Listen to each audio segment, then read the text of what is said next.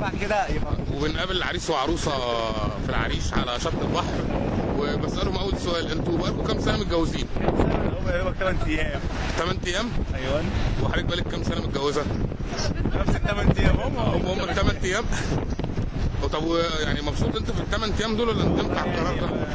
الحمد لله على كل حال، بس يلا قدر ربنا كله خير يلا. طب هو ليه حضرتك بيقول كده يعني؟ مش عارفه الصراحه، مش عارفه. اكيد الراجل عنده اسبابه، يعني هو مش هيتبلى عليكي.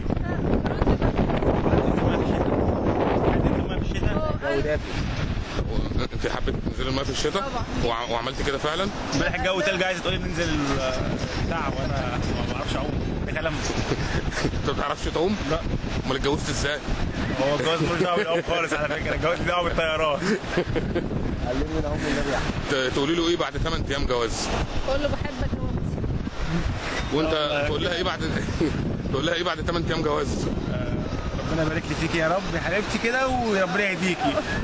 وشيلي فكره البحر دي من دماغك خالص. طب سؤال: هي بتعرف تطبخ؟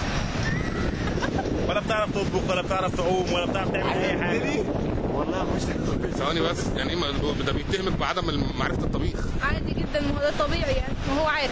طب اكلتوا ايه في ال8 ايام دول؟ اكلت الجدع ايه؟ امي اللي طبخت. طب وده ينفع كده عروسه يعني؟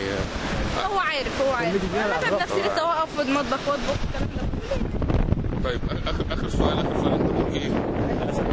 وانت برج ايه؟ برج العذراء. طب والاسد والعذراء متفقين مع بعض؟ والله ما سالناش في الموضوع ده. لا ازاي بقى؟ بس احنا متفقين من غير ابراج. تمام، الف مبروك يا جماعه. والسنه الجايه كده نجي لكم وانتوا معاكم اول عريس. يا ابو سلام. باي.